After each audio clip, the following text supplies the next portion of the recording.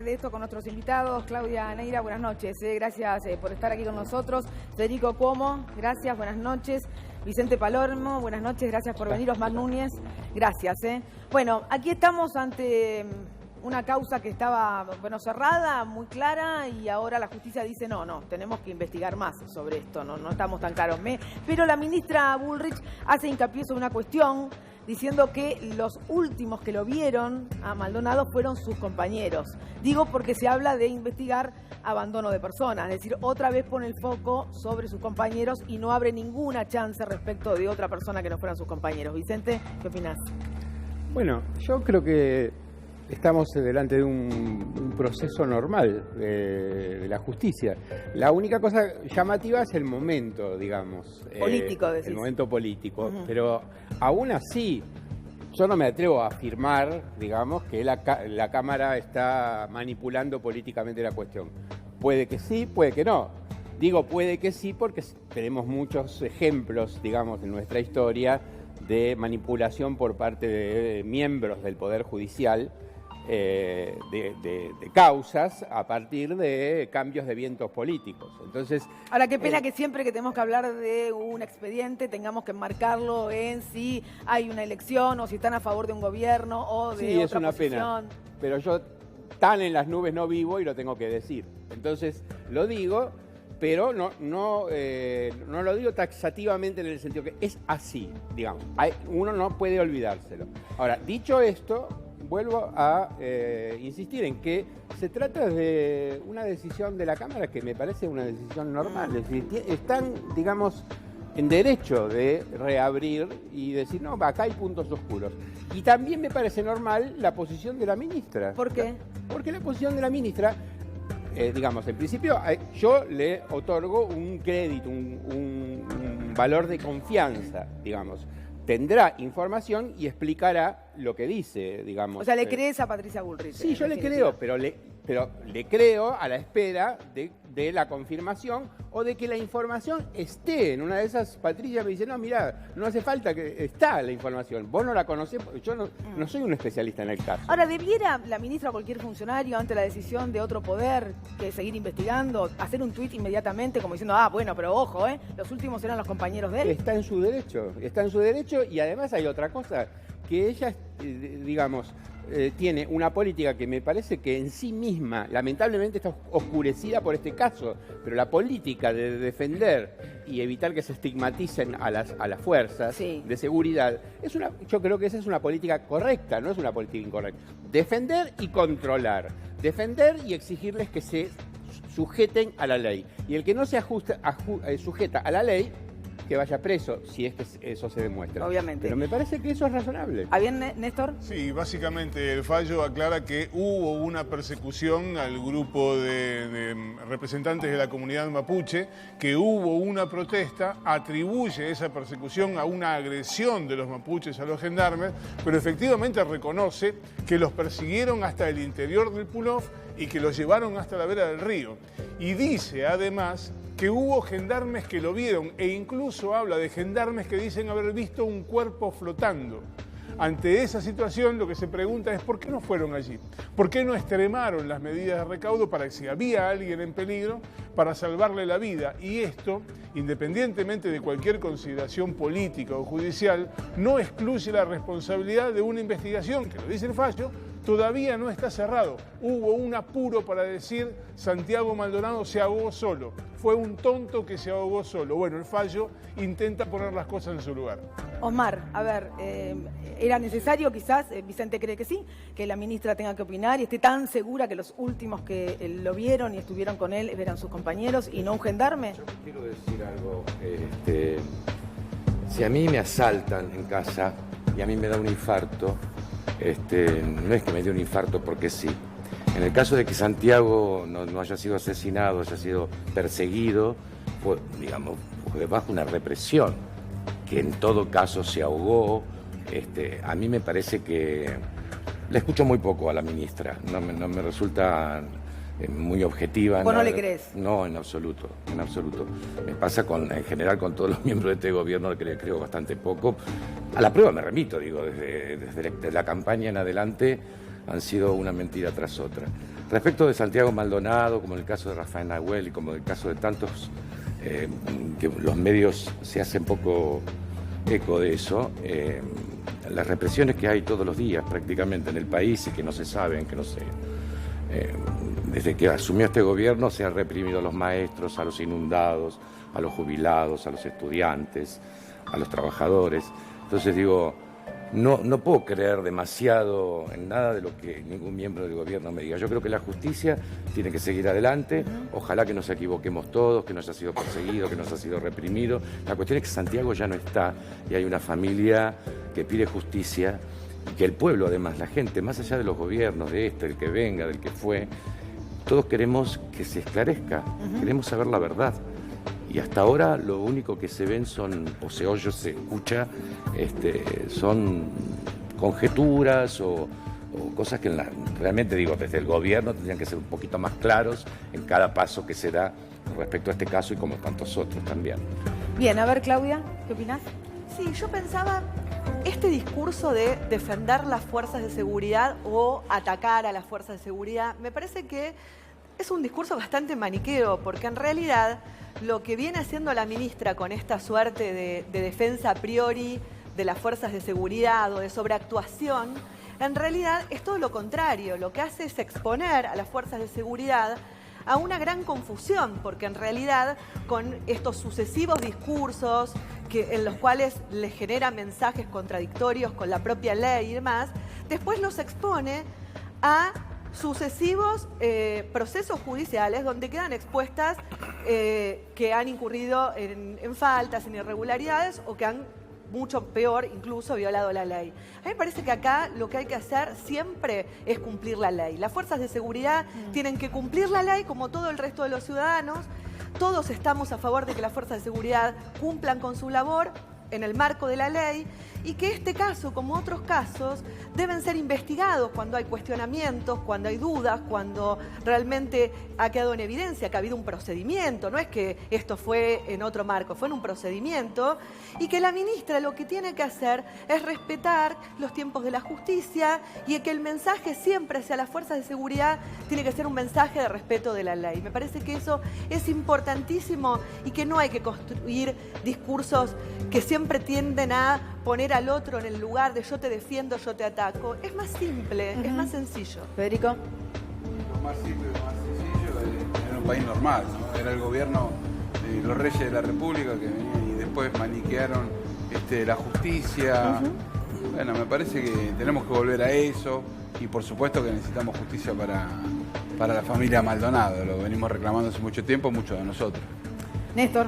Sí, básicamente quería preguntarles la opinión respecto de esto. Digo, si puede atribuírsele a una persona su propia muerte en un contexto como este que ha ocurrido.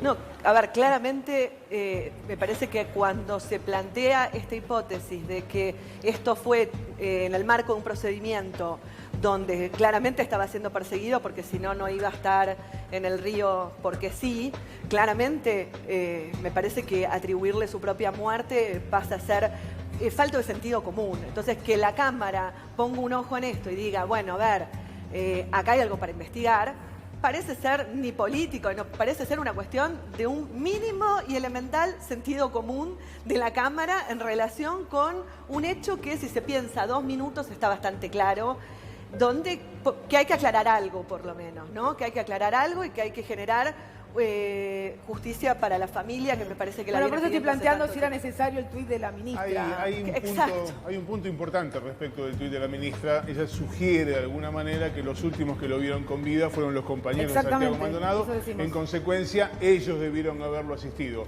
O sea, si hubo abandono de personas, lo que quiere decir la ministra fue por parte de los mapuches. El abandono de personas lo comete quien tiene la obligación de asistir. Y esto es importante. Digo, si un médico ve a una persona muriendo en la calle, tiene la obligación de asistirlo. Si yo veo a una persona convulsionando en la calle, no tengo obligación de hacerlo porque probablemente lo que yo haga termine causándole la muerte antes. Entonces, quien tiene obligación de brindar la asistencia es quien puede cometer el delito. Están todos los mapuches corriendo, escapando de una persecución de la gendarmería. Ninguno tiene la obligación de quedarse a levantar al otro. Imaginen que no existe este delito ni siquiera en una situación de guerra. En una situación de guerra, cuando están huyendo, si queda alguien tirado, lo que aconsejan es no quedarse porque puede haber 2 bajas. La situación es exactamente la misma. Vicente. Me parece que esta es una cuestión que hay que dejar en manos de la justicia. Con lo único que no estoy de acuerdo es con construir un muñeco de paja y tirarle piedras diciendo, bueno, la ministra no podría haber hablado.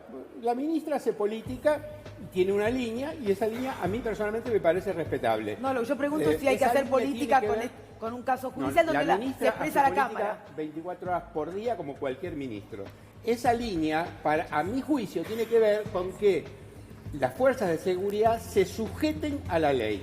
Esa exigencia debe ser permanente. Parece ser que estamos de acuerdo en todo. En esto estamos de acuerdo. No, yo lo que digo es que el tuit de la ministra termina poniendo la balanza más de un lado que del otro. Pero en lugar de decir que se investigue todo, si es que quiere decir algo. Aportará o no las pruebas, la que tiene que decidir es la Cámara. Es la que tiene que... La ministra da una opinión. La ministra no está dictaminando. O no sabemos eso. No está claro. No sé para qué, yo lo que no entiendo nunca es para qué un funcionario que no es del Poder Judicial opina sobre un expediente. Digo, no es necesario que el Ejecutivo opine sobre lo que hace el Judicial. Los funcionarios públicos opinan constantemente sobre cuestiones judiciales y tienen todo el derecho del mundo a hacerlo, ¿no? Y nosotros como ciudadanos lo estamos haciendo acá. Y acá estamos, yo diría, bueno, esperemos a ver qué es lo que pasa. Pero hay gente que está dispuesta a esperar y gente que no está dispuesta a esperar. Bueno, y entonces, las posiciones son todas respetables. Yo quizás digo que si la vara es distinta. Yo recordaba cuando alguna vez Cristina Fernández de Kirchner era presidenta y opinó sobre algún expediente, se armó un escándalo en la Argentina diciendo que era una intromisión, que no podía hacerlo. Ahora, cuando lo hace Macri o lo hace otro funcionario, quizás se acepta, ¿no? No sé qué opinas, Osmar. No, digo, sí, por supuesto que tiene todo el derecho a opinar, pero no olvidarse de quién es. Cuando un funcionario opina de esta forma, a mí, la verdad, yo preferiría que se callara un poco la boca y que se siguiera trabajando para que se haga justicia con este caso. Me parece que hay que poner paños fríos a esto, no aumentar cada vez más la desconfianza, no aumentar cada vez más el respeto o la falta de respeto hacia la ministra. Sinceramente, me parece que es un caso muy delicado. La muerte de Santiago Maldonado, a mí como argentino, me pesa porque veo a su familia pidiendo justicia. Lo que ha sido ninguneada esta familia por este gobierno ha sido espantoso. Entonces me parece que ante un caso como el de Santiago y como el de tantos otros, hay que hacer del lado de los funcionarios un poquito más de silencio, con un poquito más de respeto. Siento que no hay respeto hacia la figura de Santiago Maldonado, como no la fue también en un almuerzo televisivo, se hablaba de la muerte de Rafael Nahuel con una liviandad, con una irrespetuosidad. Yo me parece que tenemos que empezar a medir un poco, sobre todo los funcionarios. Yo puedo decir lo que quiero y se me puede llevar preso por eso, si está mal lo que digo o estoy fuera de la ley. Pero los que manejan al país, los que llevan adelante el país, los funcionarios tendrían que ser un poquito más delicados, sobre todo cuando se habla de estos temas tan serios. Néstor. Recién mencionaba el tema de Rafael Nahuel. Habrá que recordar que respecto de la muerte de Rafael Nahuel, la ministra de Seguridad dijo en su momento, a propósito de esto de las opiniones y cómo influyen, que Rafael Nahuel había muerto en el marco de un tiroteo contra prefectos. Rafael Nahuel y ninguno de quienes estaban con él tenían muestras de pólvora en sus manos y el prefecto que disparó contra Rafael Nahuel hoy está detenido por homicidio. También allí es aconsejable cierta prudencia a la hora de hacer declaraciones.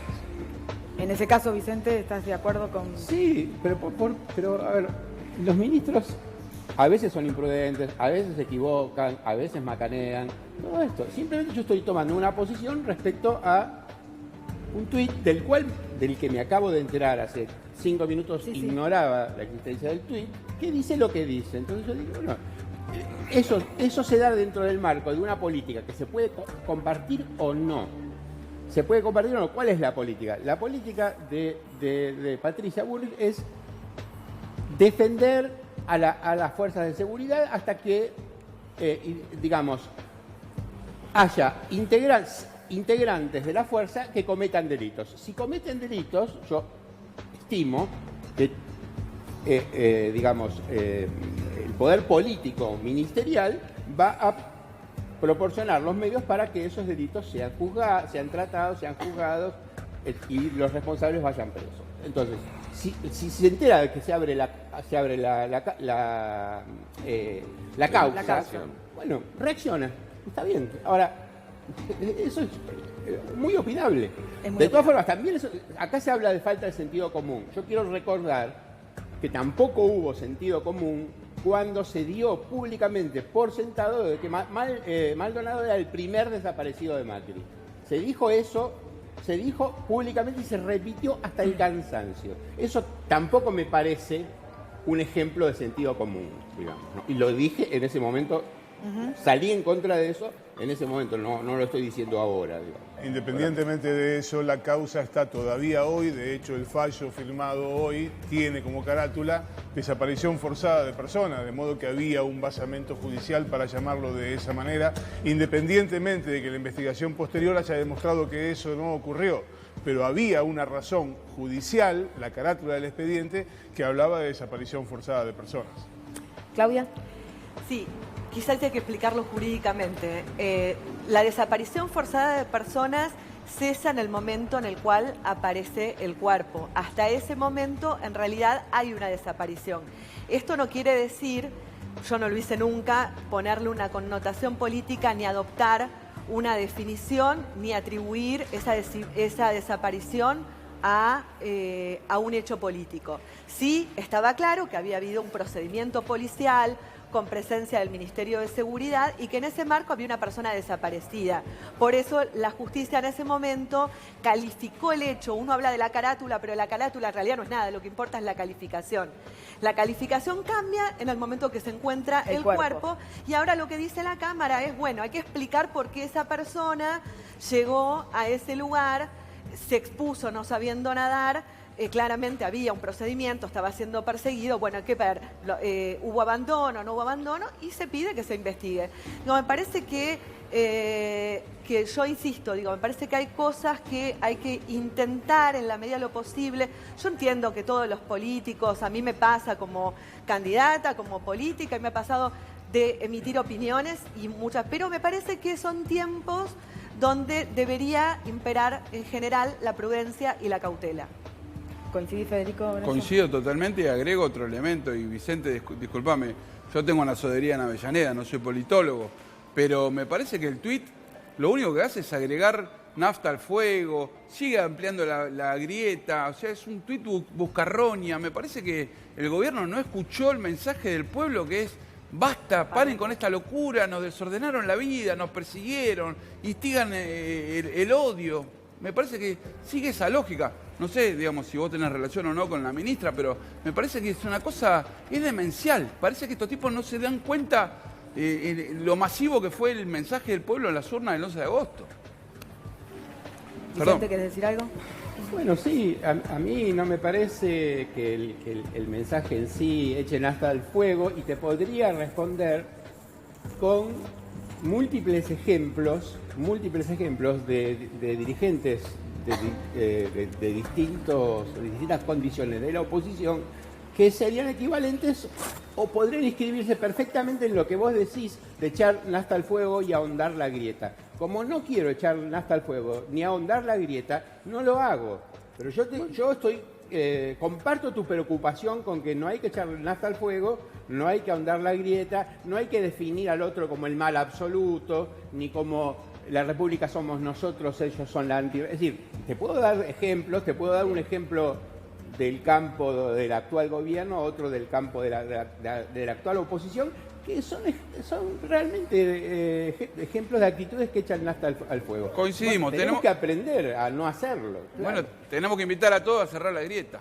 Eso es lo que tenemos que entender y tenemos que coincidir todos. La Argentina no da más para grieta. Estoy no da más. De acuerdo. 5,5 millones de pobres nuevos. No, bueno, claro. Y digo, no, porque en eso estoy pensando cómo Luis Brandoni llamó a convocar, a apoyar al presidente de la Nación, y tiene todo el derecho del mundo de llamar a una convocatoria, pero lo hizo basándose en esa grieta, ¿no? No queremos volver al pasado autoritario, hay que salvar a la República. Ricardo Alfonsín fue muy crítico y le valió casi un tuit también de Campanella en ese sentido, llamándolo Ricardito. Es decir, ¿qué pasa con todo esto, Omar? No sé, ¿cómo vivís vos eso? No, yo siento que, bueno, justamente es gente de mi gremio, ¿no?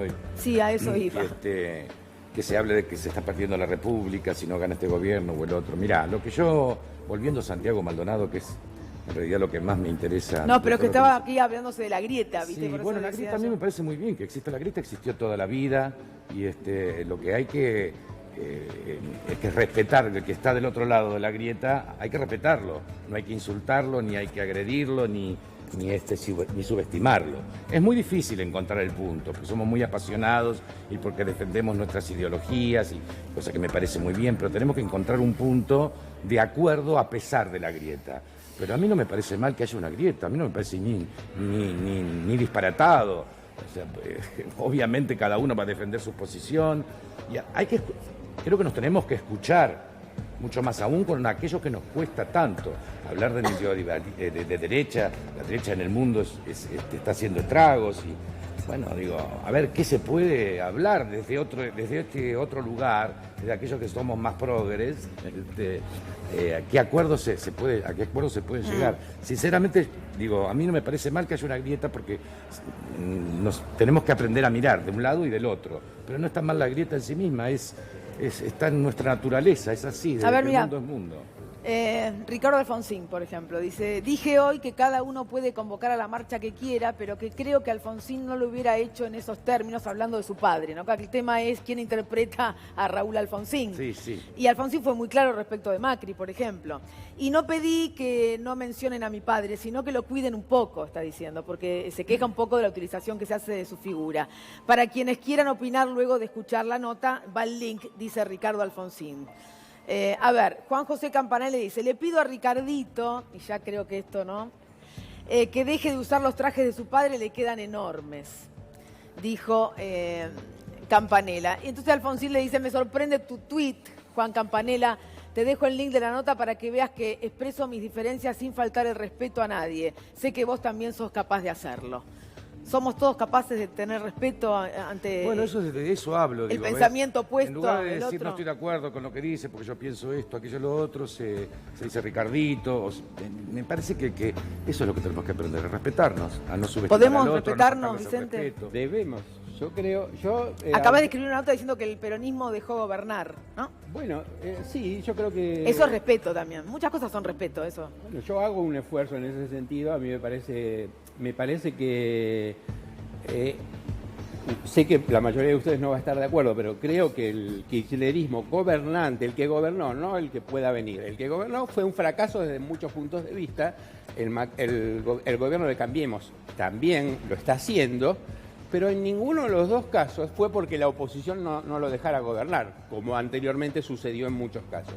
La oposición dejó gobernar a Kirchner y a Cristina, y la oposición dejó gobernar a Cambiemos. No fue la oposición peronista la culpable que le hayan salido mal las cosas. Hay otras razones. Entonces, a mí me parece que eso hay que decirlo, porque tenemos que empezar justamente a pensar formas de respetarnos y cooperar en lo que sea posible. En ese sentido disiento en parte con lo que dice Omar, porque yo creo que grieta alude a otra cosa. Grieta alude a la enemistad política. Grieta hay un abismo, un abismo que no se le ve el fondo, que separa, ¿no?, a los contrincantes. Son enemigos. Entonces, me parece que... No somos amigos. No, bueno, enemigos no, y no somos amigos. No, pero pero es un tema semántico, digo, vamos no es un... Digo, bueno, yo creo que la grieta existió toda la vida en el país, toda la vida, desde que el mundo es mundo, la grieta estuvo siempre. Podemos ser adversarios sin la ser división, enemigos. Yo tengo... pero es que digo, si desde el poder se aplica el abuso del poder, ¿cómo querés de qué grieta no vamos a hablar? La grieta existe.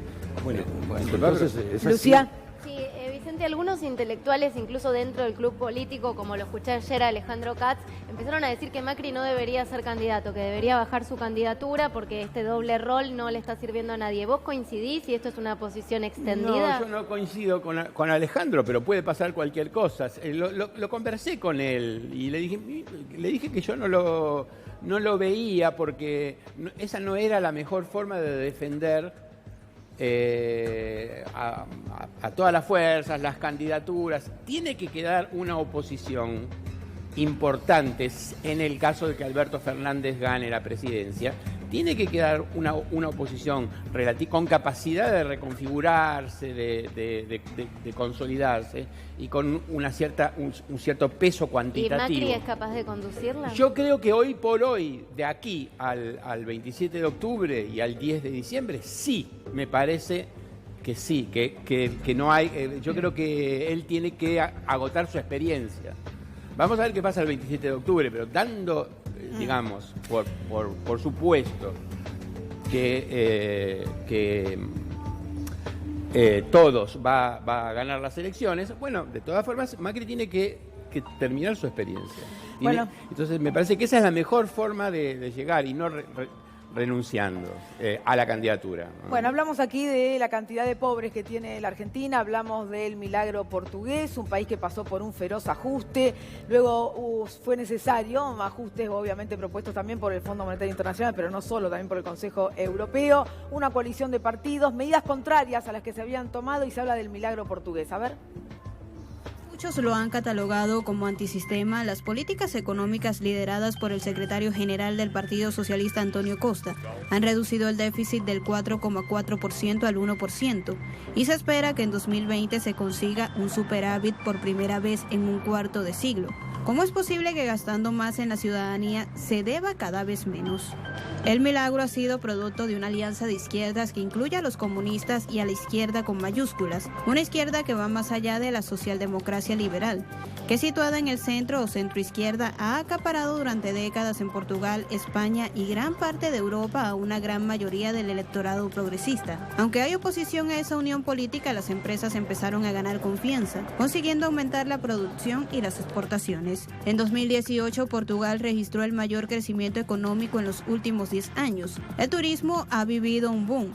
El desempleo se ha reducido a más de la mitad, del 16% en 2013 al 6,7% en 2018, y la inversión extranjera se ha elevado de forma exponencial.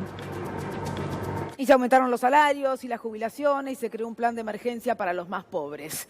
¿Podemos copiar ese modelo, crees? Sí, totalmente. Me parece que la clave es pensar desde la patria, cada uno desde su patria, dejar de comprar recetas en el extranjero y apostar al trabajo en vez de a lo financiero. Eso es. Digo, también tenés Portugal, que hoy estuvo Alberto, pero también tenés el caso de Grecia. Digo, tenés varios casos. Me parece que el mundo viaja hacia ahí. Portugal además no es especialmente un país que tiene mucha industria. Nosotros además tenemos una industria enorme. Pero hoy está parada la industria argentina. Hoy está parada, el 35% solamente de uso tenemos. Entonces, insisto, una mirada nacional con preponderancia en ver cómo cerramos la grieta, esa grieta de eliminar la pobreza en Argentina. Flavia. Sí, yo me quedé un poco con lo de la grieta, uniéndolo también con esto que planteas de Portugal y de este frente, de esta coalición que se armó en pos de sacar el país adelante. A mí me parece que desde que el país, desde los orígenes del país, existieron obviamente proyectos de país diferentes, miradas diferentes, pero que lo que pasó en el último tiempo sí me parece que es algo que a mí realmente no me gusta y que tiene que ver con esta grieta impostada de los y las argentinas, que me parece que muchas veces tiene poco que ver con estas diferencias profundas de mirada, de proyecto de país, y uno se encuentra, yo digo siempre, con el familiar que por ahí piensa muy parecido a lo que puede pensar uno, que no le gusta ver una persona en situación de calle, que quiere que todos los pibes coman en la Argentina, que quiere que el país salga adelante, que la industria vuelva a funcionar. Y sin embargo, en esta cuestión de la grieta, quedó del otro lado y uno quedó de este. Y me parece que eso hay que reordenarlo en un diálogo mucho más abierto, donde uno tiene que aprender también de la experiencia. Nosotros con Matías Lamens en la ciudad estamos haciendo una experiencia muy diferente de gente que viene con recorridos distintos y sin embargo queremos las mismas cosas para la ciudad, no es que queremos cosas diferentes. Entonces me parece que hay que repensar un poco esto de la grieta, porque en realidad lo que a uno lo une y lo divide son los sueños, los proyectos, no son los rótulos y los recorridos que por ahí ha ido... Divide la desigualdad. Y la mirada sobre la desigualdad y sobre la justicia, ¿no? A ver, ¿puede ser, Osmar, un espejo Portugal, por ejemplo, después de esta visita de Alberto Fernández y se termina de convertir, obviamente, en presidente de la Nación? Todo es posible. Nosotros hemos salido de cada una, que ¿por qué no? Podemos salir ahora, ¿por qué no? Yo creo positivamente en Alberto Fernández, que va... no sé, me inspira muchísima confianza, ojalá tenga el apoyo de la oposición también, ¿no? Y del pueblo entero, pero el pueblo ya le ha dado casi un sí a esta candidatura. Así que ojalá que...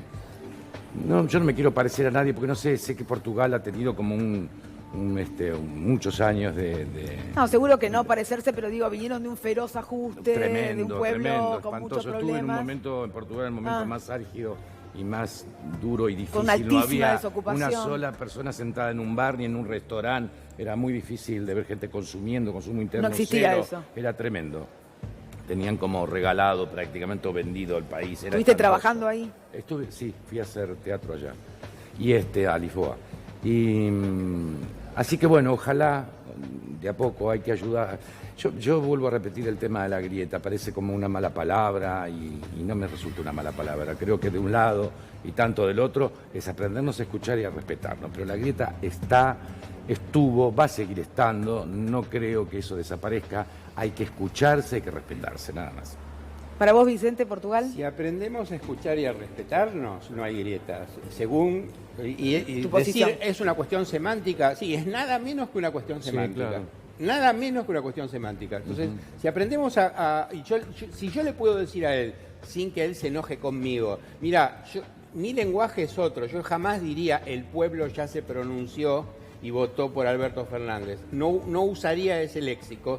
Y le puedo decir, él me puede preguntar... ¿Pero para qué están las pasos entonces? No, pero te estoy dando un ejemplo. No, pero estás dando un mal ejemplo. No me refiero a las pasos. Y bueno, yo te hablo de que ya el pueblo se ha pronunciado. No, el pueblo ¿Cómo el pueblo es un concepto... ¿Cómo no? No, el pueblo no es un concepto total y que actúa unificadamente. El pueblo somos todos. Yo no voté por Alberto Fernández y soy parte... No, pero hay una mayoría que sí lo votó. Una mayoría es una cosa, pero el pueblo...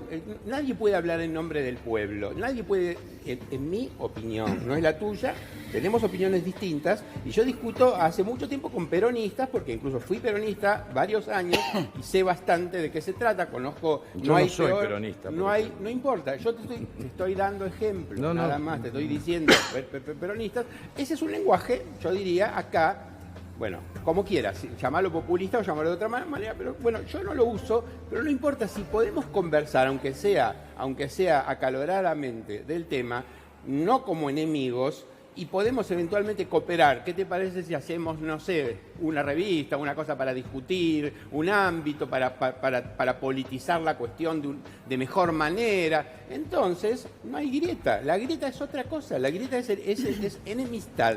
Ahora, Vicente, voy a ser un poquito provocadora nada más.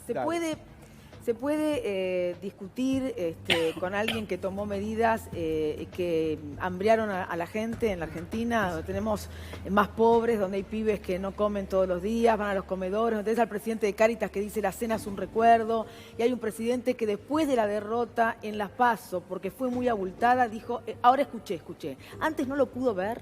Nadie de los intelectuales que están cerca de él... No discutas. No discuto, te pregunto, digo, ¿nadie lo pudo ver eso? No, pero ustedes que están... Yo no tengo ninguna duda de que el gobierno cometió un montón de errores, pero cometió un montón de errores no con mala intención como muchos creen, no es perverso como muchos creen, no es un malo perverso. Acá no hablamos de perversión, ¿eh? No. Estoy usando palabras, disculpá, pero no te las estoy atribuyendo. No, ya sé que no. Entonces, yo no le atribuyo intenciones diabólicas. Alguien dijo, Macri es el mal. Bueno, yo no lo creo. Ahora, se equivocaron como tantas gestiones, que en tantas gestiones terminaron mal. Hoy día, por ejemplo, parece que nadie se acuerda cómo la tragedia que fue el final del gobierno de Alfonsín, y la hiperinflación, etc. Sí, nos acordamos, bueno, claro. Entonces, no sé, pero a nadie se le cruzaría por la cabeza decir Alfonsín hambrió al pueblo, pero en esa época sí se decía, estás hambriando al pueblo. Pero vos Alfonsín, crees, estás hambriando vos que al fuiste pueblo peronista. porque te sometés Pero al espera, Fondo Monetario Internacional. Bueno, a ver, vos que fuiste peronista, que un plan como el de Mauricio Macri, que evidentemente distribuyó recursos de los demás de abajo para dárselo, por ejemplo, a las empresas eléctricas. ¿Crees que podía tener otro resultado? ¿Pero podía tener otro resultado? Bueno, yo creí que el plan económico estaba mejor orientado. No me refiero a la última parte, me refiero al principio, cuando, por ejemplo, evidentemente Macri dijo, bueno, va a venir una lluvia de inversiones. Yo fui muy escéptico y lo dije y lo publiqué, puedo decir en dónde lo publiqué.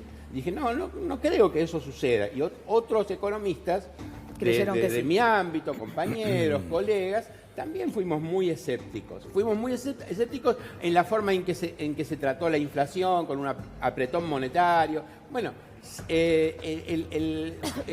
la ingenuidad en relación a acelerar el ajuste necesario de los precios de los servicios y creer que eso no iba a tener impacto inflacionario. Bueno, hubo una cantidad de errores. Ahora, en esos errores, yo personalmente no veo maldad. Entonces, sí, puedo seguir conversando con él. Tengo que hacer la pausa. Está muy interesante todo, pero tengo que hacer la pausa. Quédate, porque en el final del programa nos visita Celeste Carballo. Con ella vamos a estar hablando y vamos a tener el honor de escucharla.